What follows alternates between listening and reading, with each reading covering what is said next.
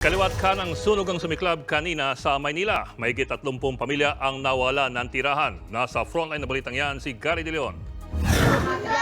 Nagtangkang pasukin ng mga lalaking ito ang isang eskinita kung saan may sumiklab na sunog sa Barangay 753 sa San Andres, Maynila. Ang pakay nila, sagipin ng isang nakataling aso. Gamit ang tuwalya, sinubukan ng mga lalaking kunin ng aso. Pero bigo silang masagip ang aso dahil sa mabilis na pagkalat ng apoy. Lumalaki na yung sunog. Pagdating ng mga bombero, umakyat sila sa bubong ng mga bahay. Kanyang-kanyang hakot ang mga residente.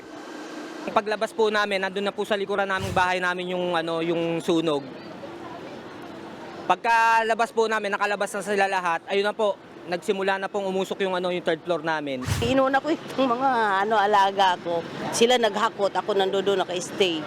Ang pinagmulan daw ng apoy, Yun nga, yung kandila.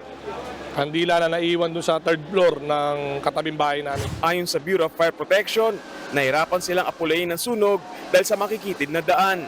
Isa pa po na yung challenge po namin kanina, yung mga kuryente po, yung mga live wire po ng kuryente natin. Napakapanganib po para sa ating mga bombero, lalo na po sa ating mga kababayan po dito, yung mga kuryente po.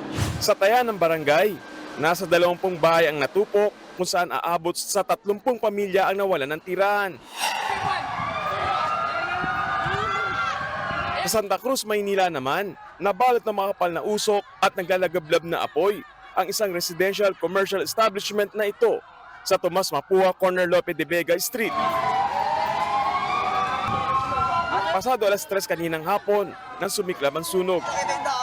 Tumagal ng 2 oras bago tuluyang naapula ang apoy. Isang bombero ang nasugatan.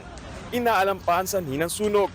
Nagbabalita mula sa frontline, Gary De Leon, News 5. Mga kapatid, Ed Lingaw po, maging maalam at may pakialam sa mga napapanahong balita sa ating bansa.